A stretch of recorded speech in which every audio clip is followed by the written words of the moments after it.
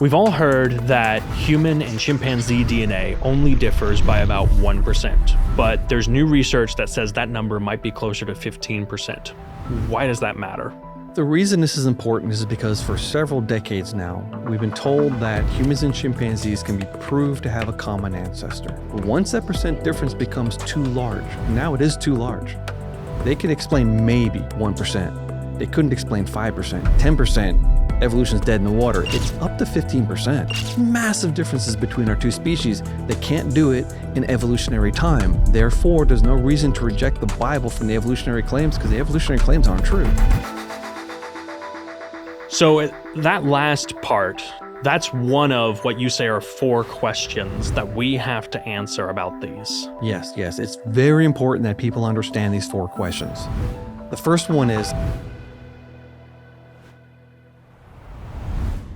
for a long time, we've all been told that human DNA and chimpanzee DNA only differ by about 1%. So we were all taught that in school. Everybody knows that.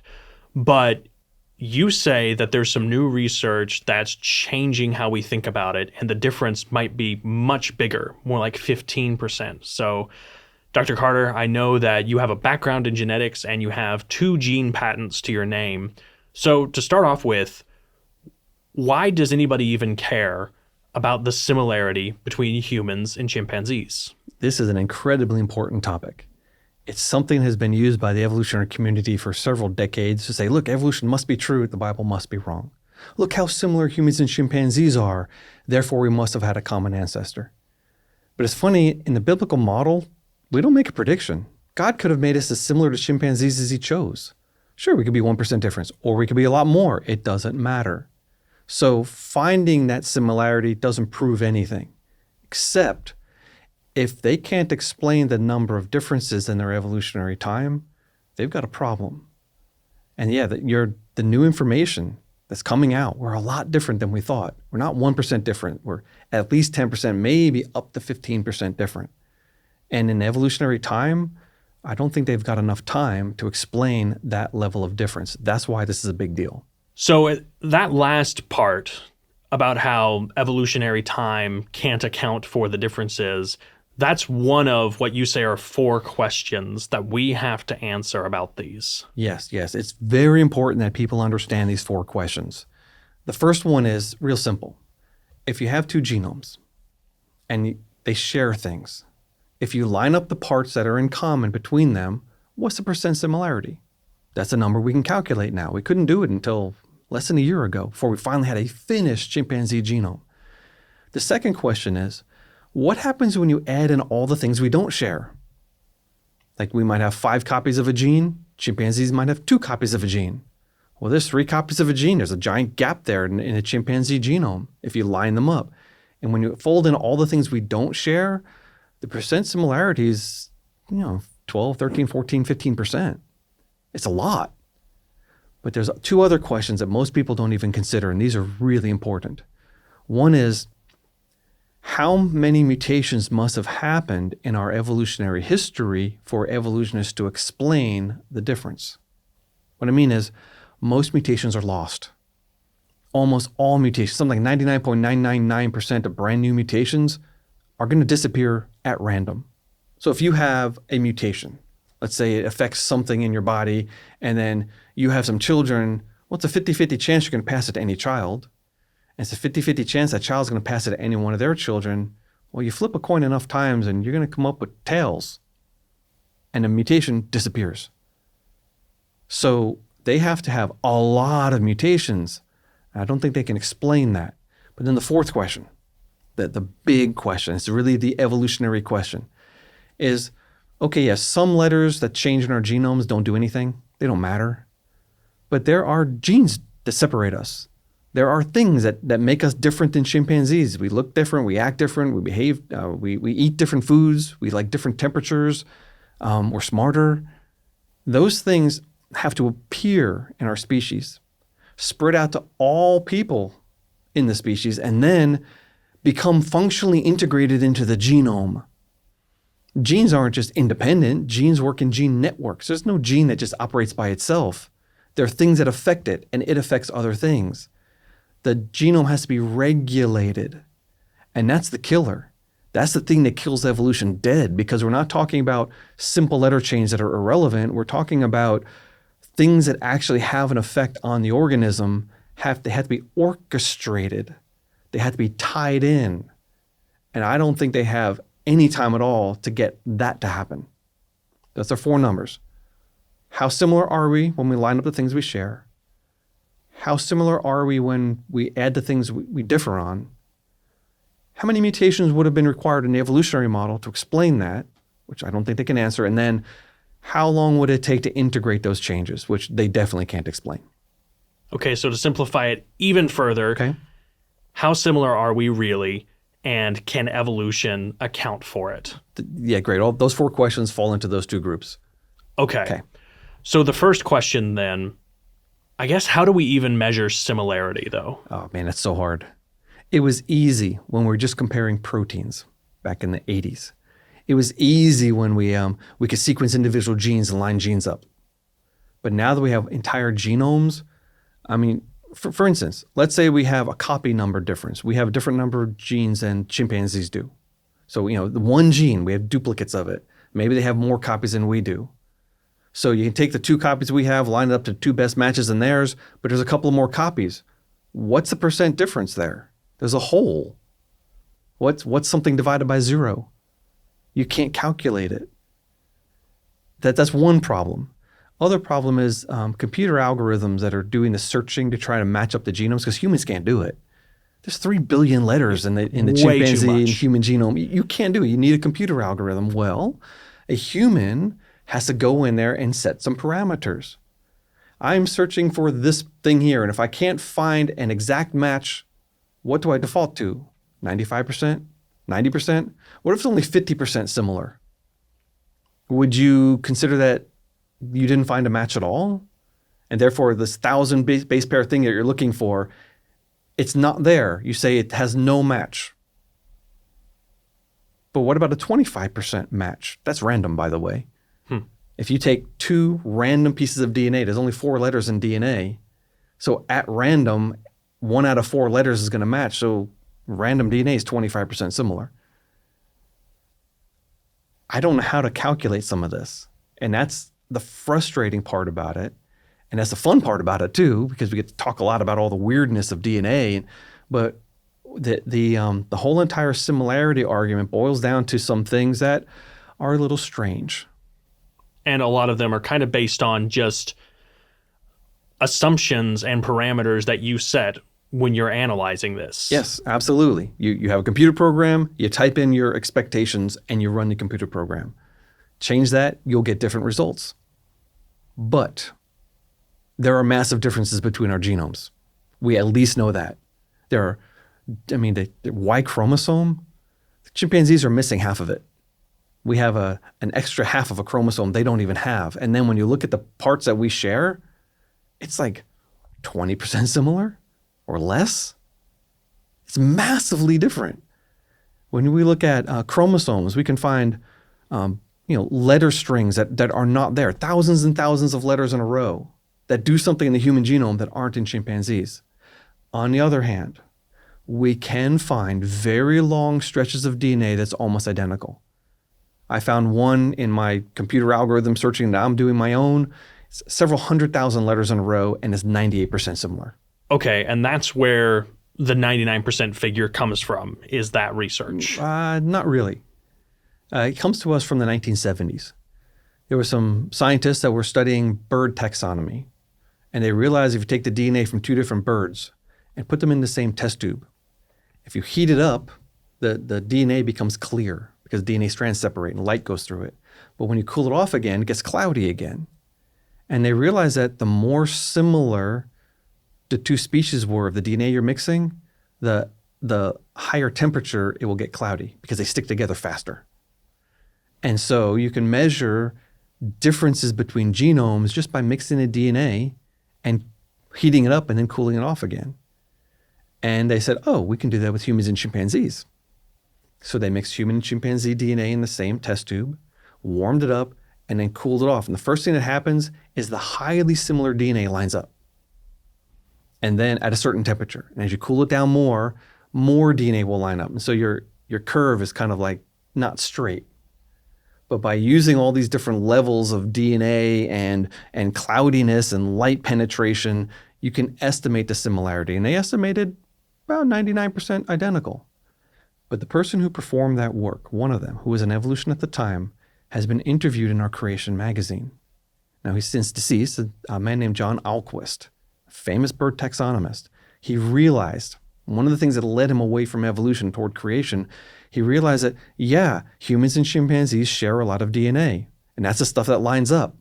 But what about the stuff that doesn't line up, that doesn't show up in his analysis?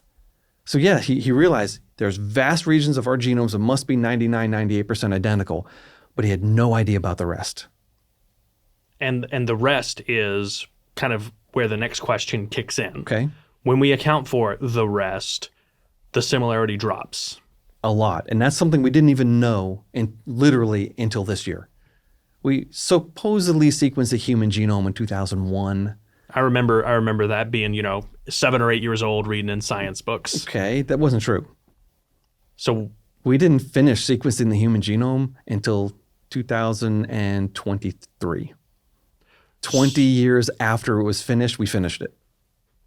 So what were they, why did they say that they'd completely sequenced it? Well, they never said we completely sequenced it. You had to read between the lines. What they did was they sequenced as much as they could. But back in the day, the techniques they were using, they could only sequence little pieces of the genome. And by sequencing millions and millions of those and then lining them up, you could build a genome. But in the repetitive areas, you couldn't do it. Have you ever gotten in the car, turn on the radio, and your favorite song is playing? Mm-hmm. You start singing along, and then you stumble because you realize you're in the wrong place of the song, maybe at the end or in the middle. That's a repeat in the music. You can't tell where you are in the refrain. It's the same refrain 3 or 4 times in a song. Well, when you run into a repeat in DNA, you sequence it. You might have 1 million letters that it's the same 20 letters repeated, maybe not 1 million, but thousands of letters, the same 20 letters repeated many times. So you sequence 300 letters, where does it fit? Okay, because they're building the genome kind of piecemeal. From little pieces. And so in that first draft of the genome, they added about 350 giant gaps. Literally 10,000 letters, 100,000 letters. They put N, N, N, N, N, N, N, N, N, N, N, N. And it took them 20 more years to fill in all the gaps. But as soon as they did that, once we had this long-range sequencing technology that can go through all those gappy regions, as soon as they did that, 6 months later, they did the chimpanzee and the gorilla and the orangutan and the gibbon. And that paper, a year and a half later, has finally been published. And it was shocking. Well, first of all, they put the information in the supplementary data. Okay. Not in the main paper. You had to dig through 100 and more pages of supplementary information. And that information is right there. When you do all the adding of all the things that don't line up, it's like 85%. That's awkward. Really awkward. Now, some of that, though, will be lined up in the future. Some of that is, it's barely similar to the chimpanzee, and so the computer's like, no. And so they think it's a 0% match. Well, some of that will be lined up with better algorithms, and it's going to creep upwards a little bit, but it's not going to even hit 90%.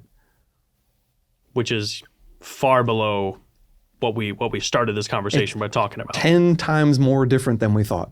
And in the 10 times more different. Well, and in the grand scheme of things, that difference is huge. Like when we're talking about genetic differences. Absolutely huge. And you know why? Because they might be able to explain 1% given 6 million years of evolutionary history. Maybe. Using a lot of assumptions and computer models and population genetics. If you had a population of some size, say 1 million, 10,000, 100,000, doesn't matter, but it's constant population size. Whatever the mutation rate is, that's the rate of change. So if the mutation is like 100 mutations per generation, which is about what we have, then the rate of change of the species is about 100 mutations per generation. That's what population genetics says. Anyone who's ever taken a class in college level population genetics, they learn that. Mutation rate equals the rate of change. And there's a lot of math that goes into that. A lot of math, which I don't want to get into. The bottom line is the mutation rate approximates the rate of change. So if they have 100 mutations per generation, 3 billion letters in the genome, Over 6 million years, that's about a 1% change. That's why they've been saying 1% all this time, because they can't explain anything more than that. Enjoying the interview? Then you'll love Creation Magazine, the world's most widely distributed publication on the creation-evolution debate. Every issue is filled with gorgeously illustrated articles demonstrating how genuine science affirms Scripture. It's created for the entire family and serves as an excellent faith-building resource. Get 4 issues per year by subscribing today. Just follow the link in the description. Now back to the show. So that kind of gets into the third question. If it is 15% different, Yeah. how many mutations are we talking about per generation? We're talking about so many mutations that it would oversaturate any computer model. It would drive us to extinction also, because most mutations are bad. We know that. There would just be too many mutations. They can't have that many. They might have been able to explain a 1% difference, given a lot of assumptions I don't agree with, but given them those assumptions, they might have. They can't explain 10%. It's just too many mutations. And that's the deal. So the whole argument's changed. We're not talking about percent similarity anymore. Now we're talking about how many mutations could have happened in evolutionary history and cannot explain the difference. But that's hard. And so science has thrown us a giant curveball. The nice pat evolutionary answers we had for the last 20, 30, 40 years are now really difficult answers, nuanced, and hard to understand. And that's exciting. It's exciting, but it means that people had to put on their thinking caps. They can't have the old, it's easy. It's not easy. But when you really dig into it, it's not in favor of evolution anymore. That's the exciting part. Well, and that kind of gets into the fourth question. How much time would be required to make this happen? How much time would be required to functionally integrate Explain the new things? Well, a mutation occurs in a gene that allows us to do something that chimpanzees could never do, or a common ancestor of chimpanzees could never do. Maybe we can digest a new food. So it occurs in one person.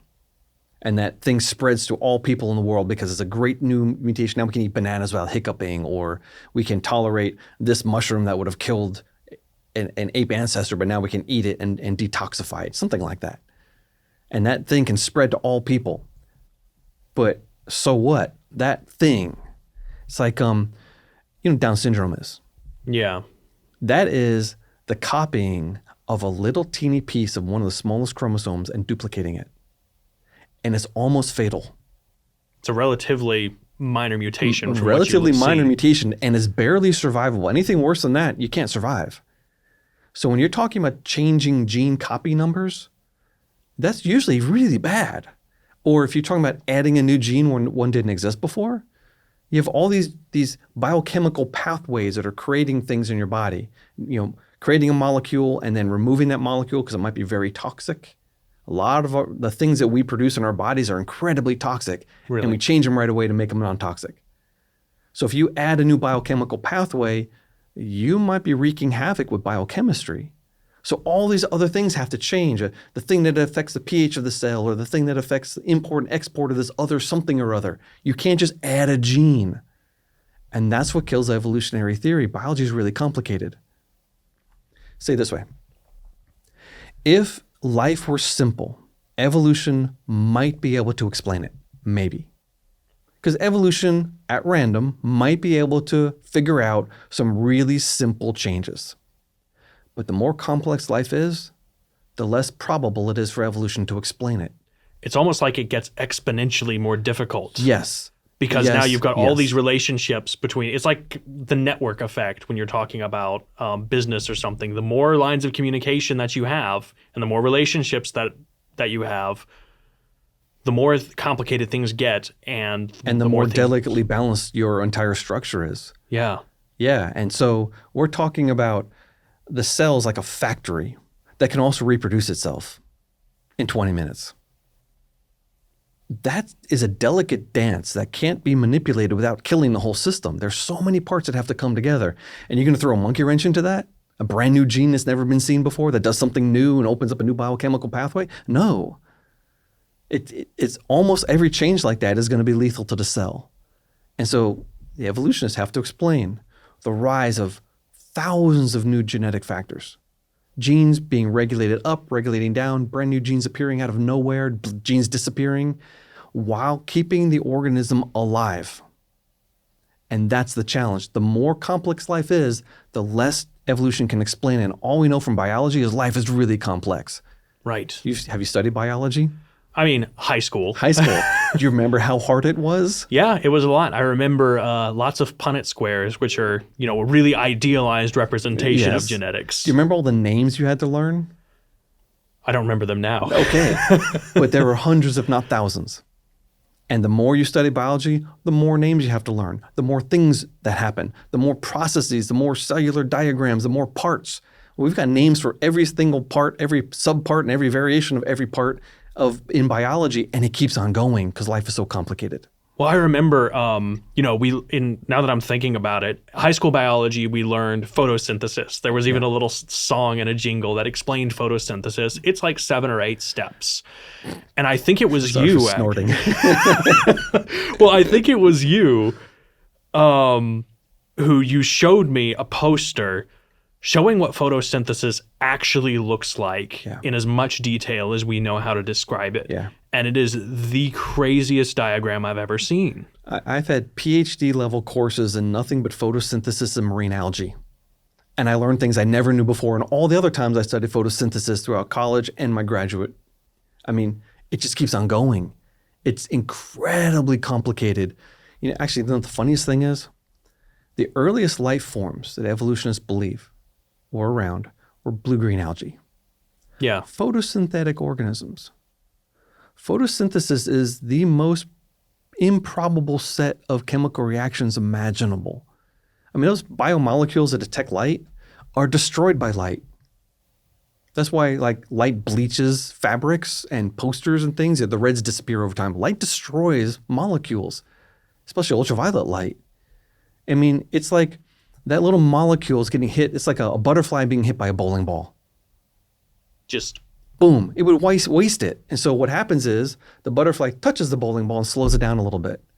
And then another one touches it, and it slows it down through a whole series of reactions. And at the end, the photon is still strong enough to rip a water molecule in half. And that's where we get oxygen.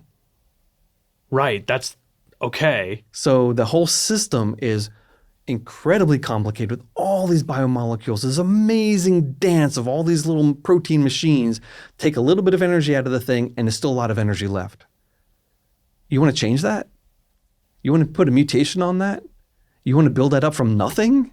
Good luck, Mr. Evolutionist. It's not going to happen.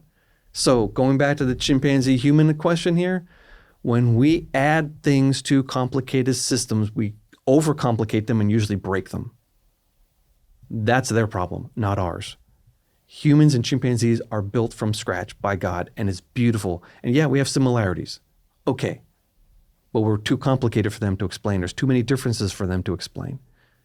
I said earlier, it doesn't matter how different we are. God could have made us as similar or as different as he chose. What percentage is important? For us, it doesn't matter. It could be 2%. It could be 10%. It could be 20% different. Fine. But for the evolutionists, it matters. Because they have to explain how we arose from a common ancestor, and they placed that common ancestor only 6 million years ago. Maybe a little more than that, but not much more. And average generation times being what they are, it's about 30 years, a little bit less for chimpanzees, but it's in the average of about 30 years in the wild for us and for them. Well, divide 6 million years by 30 years per generation, you only get like 200,000, maybe at most 300,000 generations. To explain how many millions of differences? Exactly. Evolution is not measured in years, it's measured in generations. And if there are millions upon millions of differences between us and chimpanzees, they only have a few 100,000 steps to get millions of differences. That's where the evolutionary math breaks down. That's why it's on our side. 1, it doesn't really matter. 2, the numbers aren't in favor of evolution. Okay, so to answer the 4 questions that we started this off with. First, how similar are we if we compare regions of high similarity on the DNA? 98%, 99%. Okay. And then if we incorporate the stuff that's not so similar. More than 10%, up to 15%.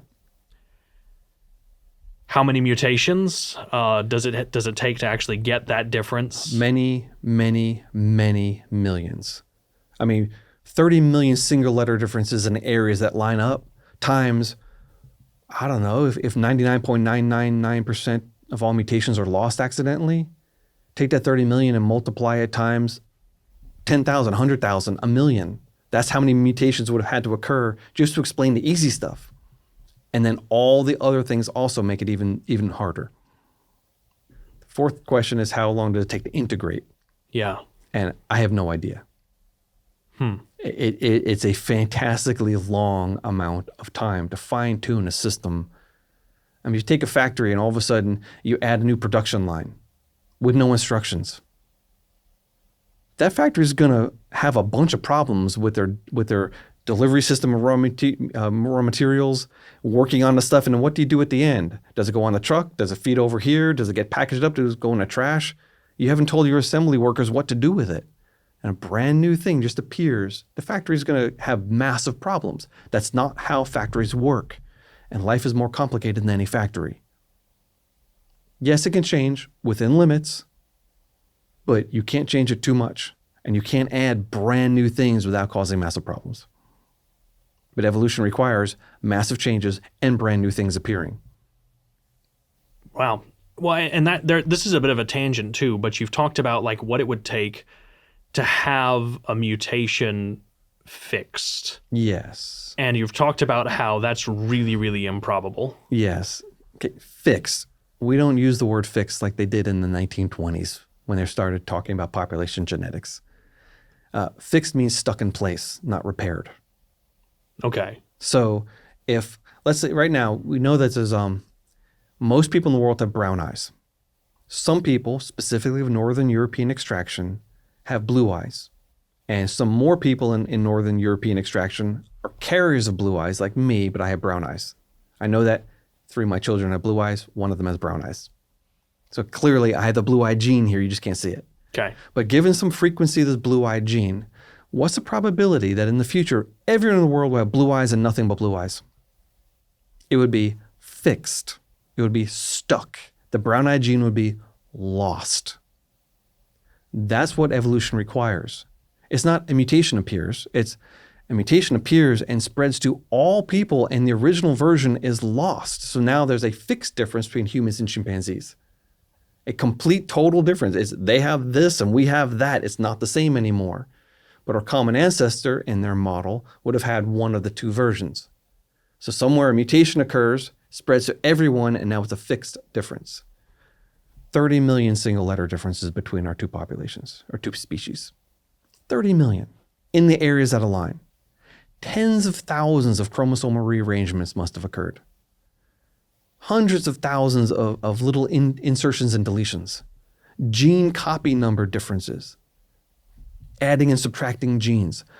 That's the type of differences we're talking about between the 2 species. It's massive number of differences. They cannot explain it in their time frame. So I guess then the science is looking pretty clear now. We're quite different from chimpanzees in terms of our genetics. Yes. So they look a lot like us. Yes. So what does this tell us about God's design and purpose for humanity then? All right. I could talk about a lot of theoretical things, probably get myself in theological hot water pretty quickly. But consider that we have a spirit they don't. We have the ability to relate to God. They don't. They are as smart as an animal. I mean, chimpanzees, you put them against elephants. Elephants have more developed social networks. Yeah. Put them against crows. Crows are smarter. Crows can make a tool to go and do something. Chimpanzees can't. They can take a stick and stick it in an ant pile and pull out a termite and eat it. But they will never say, oh, if I take this other thing, then I can use that to make the stick. They can't do that. So they're in the animal world of intelligence, and they're, reasonably like other animals. We are so far above them. So we get to relate to God. Look at a chimpanzee. It kind of looks like us. Kind of acts like us, but doesn't know God. We should look at them and say, Lord, thank you. You made us special. You didn't make us like this dumb animal. You made us different and special in a way that's not scientifically measurable. It's profound. It's amazing. And I like the fact that I'm made such that I can relate to my God. I know we're going to get some pushback because I just said dumb animal. What I mean is that they're not intelligent like us. There's a lot of evolutionists who are trying to put emotions into animals. They're trying to put higher thought processes into animals. I mean, Charles Darwin did it. He wrote a book about the emotions in men and animals, trying to compare us, saying there's no difference between us. It's just we have a scale difference. We might be more smart, more emotional, more something, but they have all the same thoughts and feelings we do. And that's just not true. I mean, you give a chimpanzee a choice between white noise and Bach or Beethoven. Which one do you think he's going to choose? I'm going to guess either one. Yeah, it's random. He doesn't like one or dislike the other. Doesn't even think about it. So over here, white noise. Over here, la, la, la, la, la. It doesn't even register in their mind. They are very different from us. We are very different from them, and we're made very special. That's why this is an important issue. The evolutionary community for all these years is trying to say that we have a common ancestor. It's clear that we evolved from a common ancestor. It's clear that this Adam and Eve thing is not true. But none of that is true anymore because they can't explain the numbers. The numbers are not in favor of evolutionary theory. The numbers are screaming we are built different and we did not evolve from some common ancestor with any sort of a chimpanzee. Therefore, the Bible's shining strong here as being true. The biblical account of an Adam and Eve that we are made in God's image is shining forth as being true. Therefore, people have to take a good look at Scripture and saying, well, this is probably true. Therefore, there is a God. Therefore, we're accountable to him. Therefore, we have to look at Christianity and the claims of Jesus Christ, the human being who came down to earth, or the God-man who came down to earth and died in our place. I mean, the gospel's wrapped up in this question too. That's why this is a big deal. It's not an easy question to answer, but it's also not trivial because it's an important question. And the data are saying that we didn't evolve from an ape. Wow. So for our viewers who want to learn more about this topic and about other topics, I know you've written a book that gets into a whole lot of different things. Can you tell us more about it? Yes, and I'm very happy to introduce people who haven't seen it yet. Biblical Biology 101. This is my life I poured into this. So all these years of being a Christian and being a scientist, I wanted to write from, a 10,000-foot view, an overview of life, because life is amazing and beautiful and wonderful. But a lot of people don't like biology. So Complicated. It is complicated, but I try to make it fun. And I tried to not use too many big words. And I broke the book up into 3 main sections. The first one is the grand thing we call life. What is life? Does natural selection really work? How do mutations affect things? I talked about the evolutionary model and then the biblical model, trying to take the evolutionary model that everybody knows and replace it with a biblical understanding of living things. In the middle section, I went through all the diversity of life on Earth. So from wildebeests and antelopes to the slimiest little squishy thing living in the mud in the bottom of the ocean, which honestly is more interesting than the antelopes because those things are weird. Oh, yeah. And most life actually is small and squishy and lives in mud, and they do fascinating things. And so I'm a biologist exulting in God's creation, and that's how I approach this. And it was just a lot of fun. The third section, though, how life works. And I go through some of the most important things that all living things have to do and how complicated those things are, like protein synthesis and copying DNA and photosynthesis, which we talked about earlier, and things like that. And it's just me rejoicing in the God of creation and trying to explain his creation to people who want to read it. Well, can I tell you my favorite fact that I learned from this book? What is that? It actually answers a question that comes up a lot, which is, hey, when did diseases and bacteria and viruses especially come about? Are those a post-fall or a pre-fall thing? Yeah. It was when you talk about in that book how if all the viruses in the world died, life would be great for about 24 hours, and then everything else would die. I picked that up from an evolutionist who said that, yes. Yeah, which is just fascinating. Because most viruses are beneficial. Yeah. Almost all viruses are good. And the viruses that are in our gut control the bacterial population in our gut so they don't eat us. They actually control not just the amount of bacteria, but the species of bacteria. The viruses are there, they're engineered to keep us alive. It's only some viruses have escaped their initial created mode and now have gotten dangerous, pathogenic, and things like that. Only a few. Most viruses are great. And people don't know that. They're scared of viruses. No, be happy that viruses exist. Well, as you can see, Rob and I could talk about this for hours and hours, like we sometimes do. But if you want to get a copy of this, check out the link in the description. Dr. Carter, thank you so much.